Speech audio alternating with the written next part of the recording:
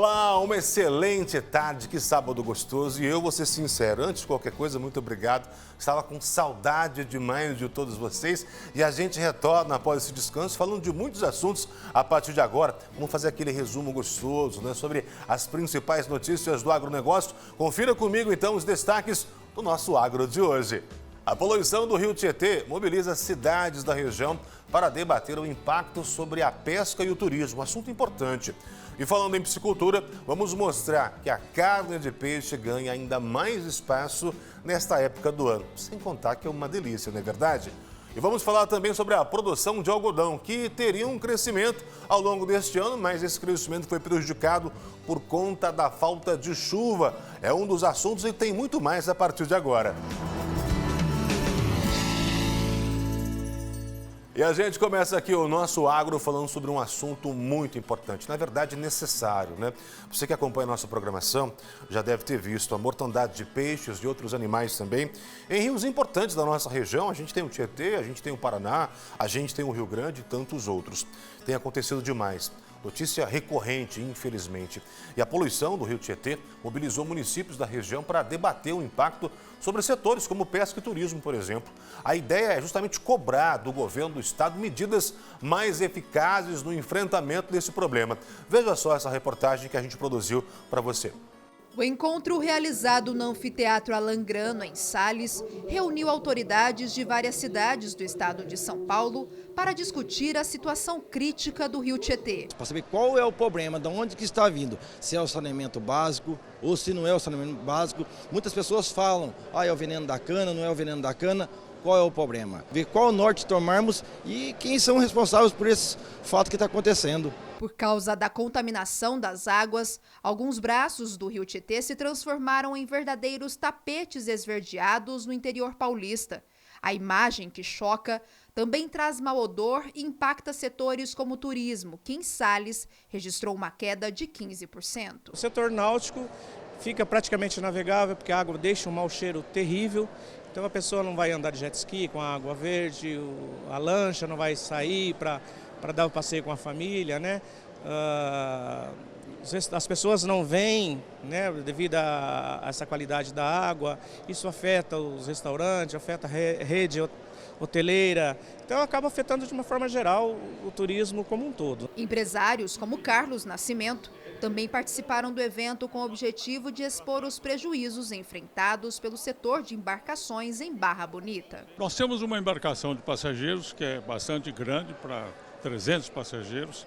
Barra Bonita, onde ela está, tem 5 companhias que fazem navegação e os aguapés, ultimamente, têm obstruído a eclusa. Ou seja, as nossas viagens e os passeios dos outros barcos são prejudicados porque a gente não consegue passar. A pessoa foi lá para fazer a eclusagem, conhecer como funciona. Então é uma tragédia. Nós já tivemos, inclusive, desistência de grupos. Além desta reunião, a recuperação do rio Tietê também foi tema de um debate em um fórum realizado em São Paulo no mês de março. Apesar da apresentação de medidas para conter a proliferação de algas e também fiscalização integrada nas bacias hidrográficas, os municípios afetados cobram ações mais eficazes diante dos prejuízos causados pelo problema. Um levantamento divulgado pela CETESB revelou que, em 2 anos, foram registrados ao menos 13 casos graves de perdas relacionadas à poluição do rio no noroeste paulista. Em março deste ano, a contaminação causou a mortandade de mais de 500 toneladas de peixes, resultando um prejuízo estimado em R$1 milhão aos piscicultores de Ubarana.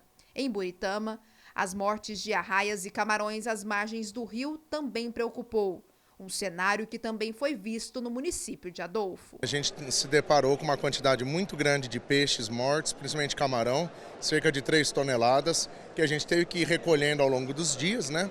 Porque o cheiro realmente estava demais. Então é uma preocupação e uma tristeza muito grande com o que vem acontecendo com o nosso rio Tietê. Das 53 cidades convocadas, apenas 14 enviaram representantes, sendo elas Adolfo, Alto Alegre, Araçatuba, Birigui, Borborema, Glicério, Ibitinga, Irapuã, Itápolis, Novo Horizonte, Pongaí, Sabino, Ubarana e Urupês.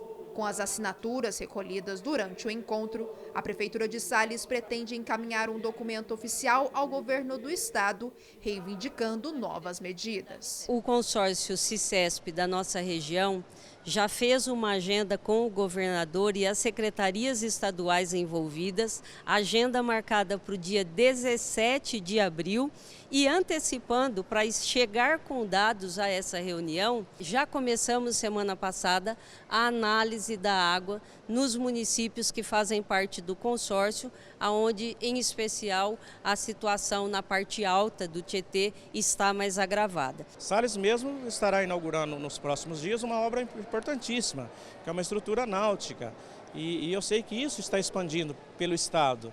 Né? Mas como que nós vamos ter uma estrutura dessa? Como que nós vamos atrair turistas se o rio, infelizmente, está pedindo socorro, se o rio está morrendo? Então nós precisamos, primeiro, um olhar especial, né, para ver se a questão de esgoto, de saneamento. Nós sabemos de cidades com 400, 500 mil habitantes que tem tratamento de esgoto em torno de 4%, 5%, e nós precisamos então que o governo alie essas cidades e tente resolver esses problemas, porque está cada vez pior. E a gente retorna aqui conferindo agora como ficou na semana as cotações agrícolas. O preço médio do litro de leite pago ao produtor foi de R$ 2,72. A saca de 60 quilos de café arábica sai por R$ 2.389,03. A saca de 50 quilos de arroz em casca sai por R$ 76,26. A saca de 60 quilos de milho está cotada em R$ 85,72. E a saca de 60 quilos de soja está cotada em R$ 136,85. E ainda falando em piscicultura, Minas Gerais, pessoal, é o terceiro maior produtor de peixes de cultivo do país. E é sempre uma delícia um peixinho, né? Seja assado, frito, como é que você prefere? Ó, a carne é uma das mais consumidas no Brasil e ganha ainda mais espaço nesta época do ano. Já tem muita gente aí se preparando para aquelas receitinhas gostosas, muitas tradicionais. A gente vai fazer o seguinte agora, ó, do tanque até a mesa. Você vai conhecer como funciona esse processo, vai conferir nesta reportagem especial como essa atividade movimenta a economia.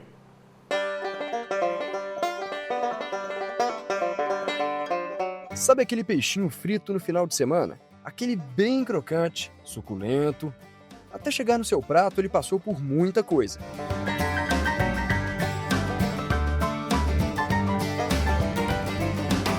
São pelo menos 7 meses de trabalho até aquela ova de peixe se transformar em um dos pratos mais queridos do Brasil. Para entender melhor sobre este processo, nossa equipe veio até esta piscicultura na cidade de Indianópolis, a cerca de 60 quilômetros de Uberlândia.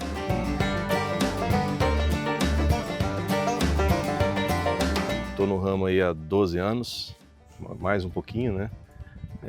No ramo da piscicultura, e nós estamos aqui na cidade de Indianópolis, represa do Miranda, com a produção aí hoje em torno aí de 120 toneladas mês, às vezes chegando um pouquinho mais, um pouco menos, depende muito do clima, né? No inverno dá uma caída, no verão aumenta, peixe de 30 gramas a peixe de 1 quilo, 1,1 kg, deve estar beirando em torno de 900 a 1 milhão de peixe. De unidades peixe dentro d'água, né? É muito peixe.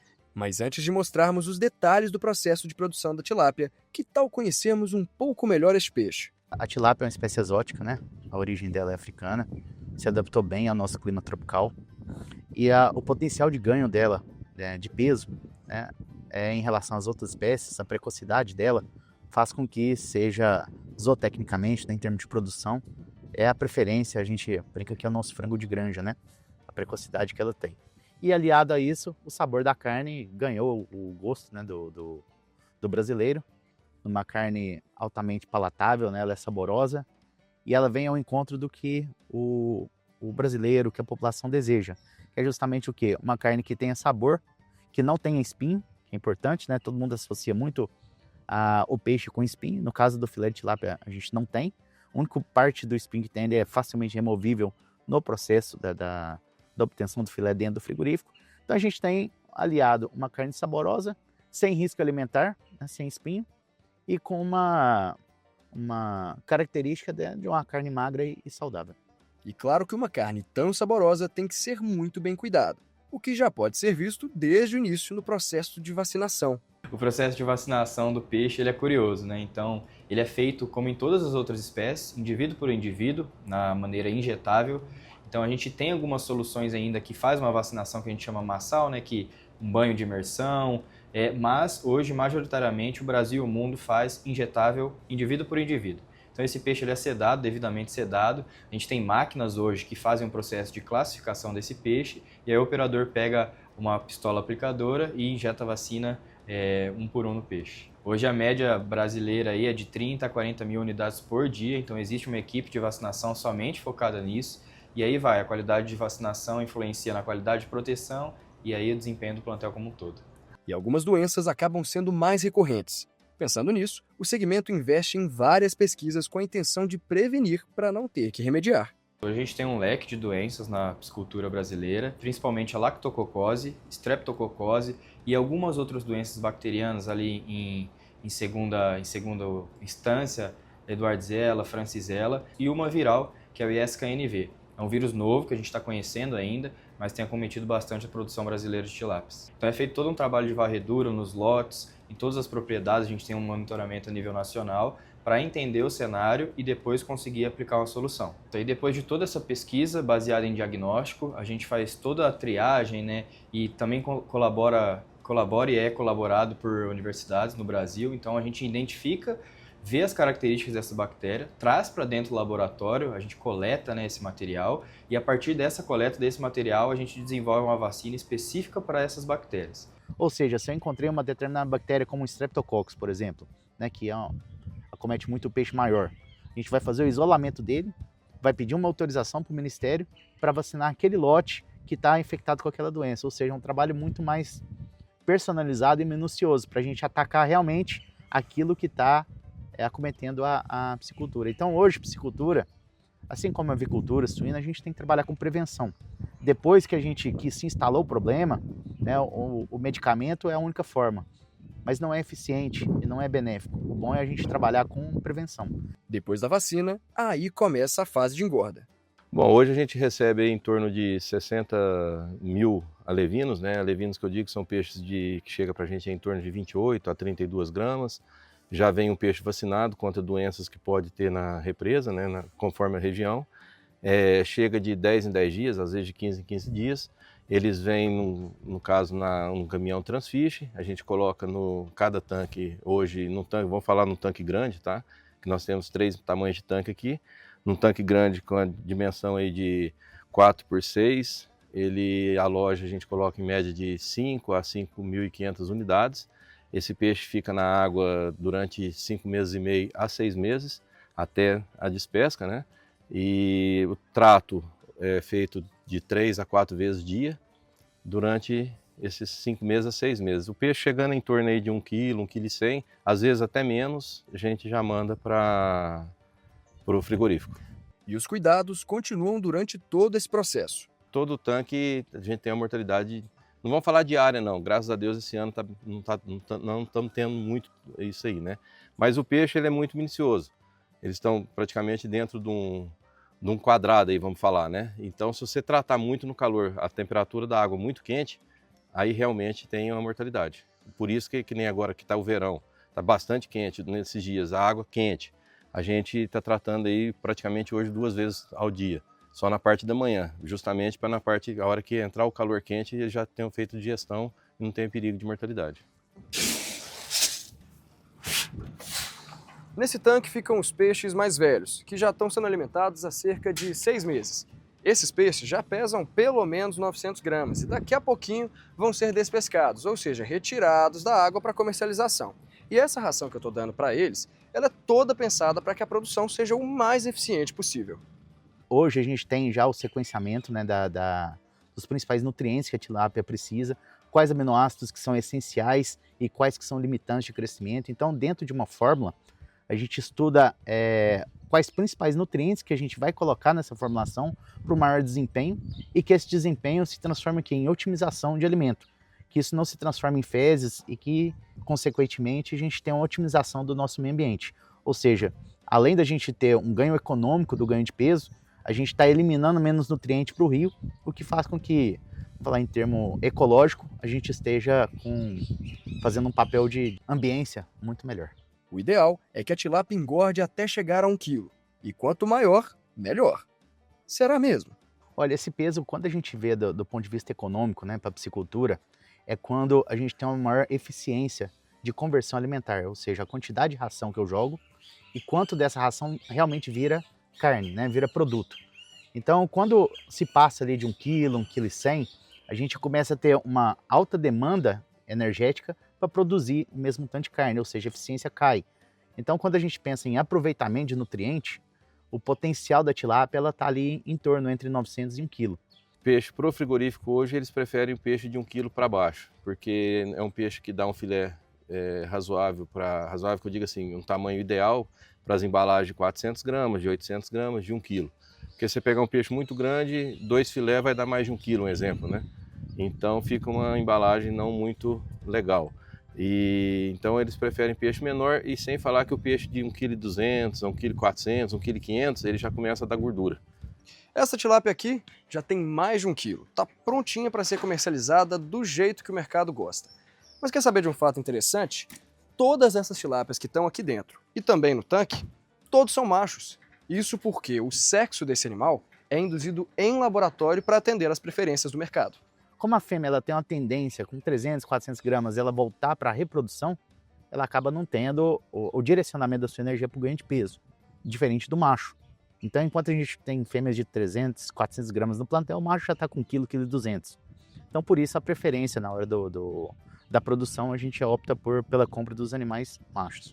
E falando em comercialização, a piscicultura mineira é a 3ª maior do país, ficando atrás dos estados do Paraná e São Paulo. Em 2024, foram mais de 72.800 toneladas de peixe produzidas em território mineiro, 68.700 toneladas só de tilápias. E no período entre o mês de março e abril, o setor registra um aumento na procura por peixes em cerca de 30%, por conta da tradição, uma vez que neste período muitos brasileiros diminuem o consumo de carne vermelha. Na minha opinião, acho que é a melhor carne que tem, né?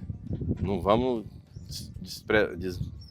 falar mal dos outros peixes, desprezar os outros peixes, mas a tilápia, desde que ela entrou no Brasil, ela é bem aceita, né?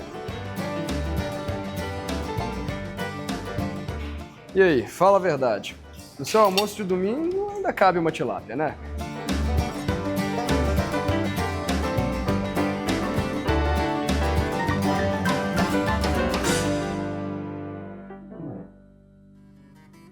Agora que você entende tudo como funciona, né, do tanque até a nossa mesa, a gente confere como andam as cotações no mercado da carne. A arroba do boi vale em média R$ 322,00 e o quilo do suíno vivo sai por R$ 8,26. O nosso agro agora faz aquela pausa rápida, rápida realmente, a gente volta já mostrando para você muitos assuntos e um deles é a falta de chuva que prejudica a produção de algodão.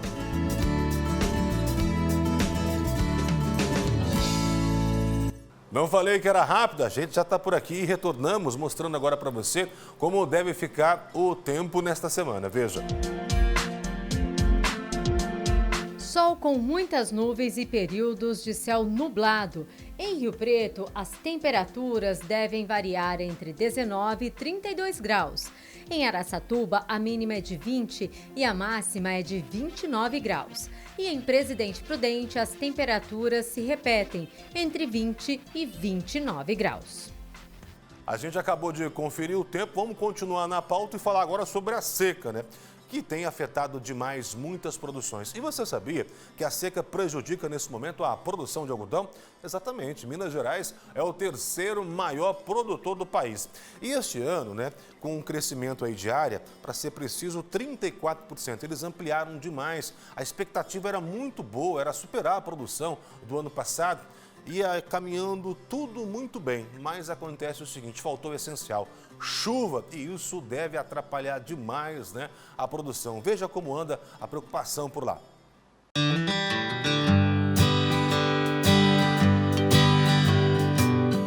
Caminhando pela lavoura e a tranquilidade toma conta do Éder. O que ele esperava finalmente aconteceu. Foram 50 milímetros de chuva durante a noite. A resposta das plantas veio através da floração. O Éder começou a produzir algodão há 6 anos, com a crescente tendência do mercado. A fazenda fica em Patos de Minas, no Alto Paranaíba. O cotonicultor descobriu pouco tempo depois que produzir a fibra é uma tarefa extremamente difícil. Hoje, em 6.000 hectares, ele cultiva milho, soja e algodão, que representa mais da metade da área plantada. Ao todo, são 12 lavouras como essa. O algodão passou a ser, nesses últimos anos, aí, a minha principal cultura, né? Então, no modelo assim, alternativo, né, de busca de melhores opções, mas a gente procurando fazer rotações de culturas, né? E o algodão, a gente introduziu ele como uma cultura assim, de bastante interesse comercial, de âmbito nacional, né? Uma cultura aí que o Brasil se destaca no modelo de exportação, né? De mercado interno também. Para chegar até esse produto branquinho, o processo é longo. Do plantio à colheita são 180 dias.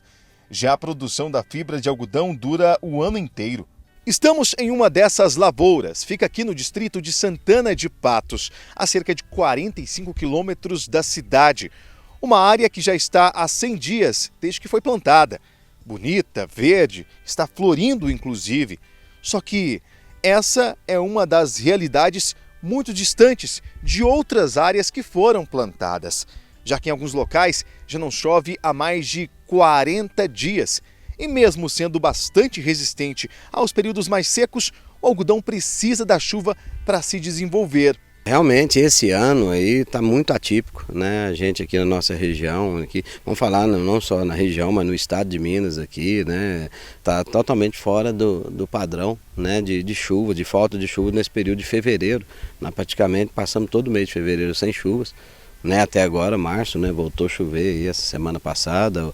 Hoje, essa noite, graças a Deus, aqui nessa lavoura deu uma chuva boa. E isso prejudica muito, né? Assim como todas as culturas. Mas o algodão, nessa época, pelo plantio que a gente faz em novembro para dezembro, ele chega nessa época em fase reprodutiva, né? Já começando a encher maçãs. E aí determina um momento muito crítico, né? Para o período da cultura. Então vai interferir em produtividade. Roupas, tecidos, alimentos. Do algodoeiro nada se desperdiça. Está no dinheiro, no óleo, na maionese. São inúmeras as possibilidades. Ele não é só cama, mesa e banho e vestuário. Ele tem muitas aplicações na indústria farmacêutica, hospitalar. E a semente, que a gente chama de caroço de algodão, a gente faz o óleo é usado para lubrificante, é usado para alimentação humana. Então é uma cultura que há uma aplicação muito grande. E com isso há também um ganho de valor muito grande dentro da cadeia até o consumidor final. Só nesse centro de distribuição em Patos de Minas, com o produto já refinado, saem carretas carregadas todos os dias. Parte da produção é vendida para o mercado interno e o restante é exportada. Nós temos uma cota consumo da indústria mineira através do nosso programa estadual que chama ProAlminas, que absorve aí de 30% a 35% do algodão mineiro. E o restante ele é realmente exportado, principalmente para países da Ásia, e também atendemos a indústria brasileira. A safra 2023-2024 de algodão no Brasil teve crescimento. Segundo a Associação Brasileira dos Produtores de Algodão, Abrapa, a produção nacional da pluma atingiu 3,7 milhões de toneladas, um aumento de 16,6% em relação ao período anterior. Um crescimento impulsionado pela expansão da área plantada. Em Minas Gerais, a estratégia também foi colocada em prática. Se por um lado o produtor lá no campo não consegue colher o seu produto em grande quantidade, assim como previsto por causa das secas intensas, aqui na fábrica não falta o produto. Isso porque lá atrás, dentro de um estudo, a Associação Mineira de Produtores de Algodão já tinha alertado os produtores sobre o risco da baixa produção por causa das secas. A estimativa de crescimento para 2025 de área plantada foi de 34%, justamente para barrar um pouco o prejuízo. E a produção deve aumentar pouco mais de 25%. Isso vai garantir que não falte o produto aqui na indústria. Nós estamos ainda contabilizando esses números para ver qual é o impacto dessa seca para o setor. A expectativa nossa é que caia chuvas agora e minimize um pouco essa perda. A expectativa da AMIP é um resultado melhor que o ano passado em produção, porque nós aumentamos a área de plantio, né? Nós plantamos em torno de 31 mil hectares e agora plantamos 43 mil, né? 43.700. Então há uma expansão de plantio e, consequentemente, uma produção muito maior. Mas em termos de produtividade, a tendência é ficar menor do que o ano passado. Minas Gerais, a safra passada ficou com uma das maiores produtividades do Brasil. E essa safra, devido a esse fenômeno climático, a gente vai reduzir a nossa produtividade e com isso vai impactar na produção final. De olho na lavoura e no tempo, o Éder só tem um pedido: chuva. Os próximos dias serão determinantes para o cultivo e o lucro da empresa. Nas minhas áreas que eu planto soja também, onde que teria um planejamento inicial para safrinha, a gente já abandonou. Safrinha de milho, né? Algumas áreas a gente determinou de plantar o sorgo, que é uma cultura que requer menos necessidade de água, né?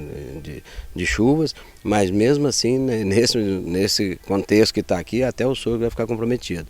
Aí já várias áreas a gente já desistiu mesmo. Para a soja, já um trato cultural aí, para um trigo, pensando só em manutenção de palhada, ou manejo com braquiária, né, com mileto, né, para contenção do solo, mas o investimento mesmo na lavoura, para esse ano aí, a nossa safrinha aqui está bem comprometida.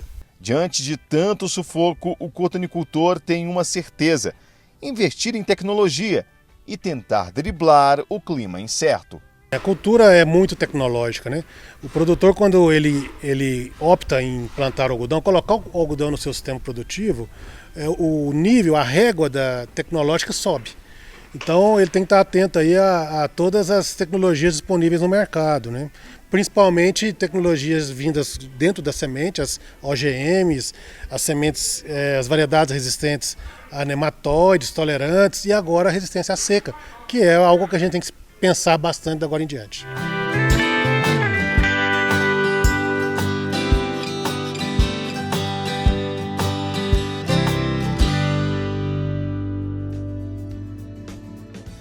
O nosso agro especial deste sabadão, pois é, tá ficando por aqui, mas calma, sábado que vem a gente retorna com muita coisa boa, muitos conteúdos, muitas reportagens. Se de repente você perdeu algum momento, fácil, vai lá no R7, a Record Rio Preto está lá também, você vai encontrar toda a nossa programação.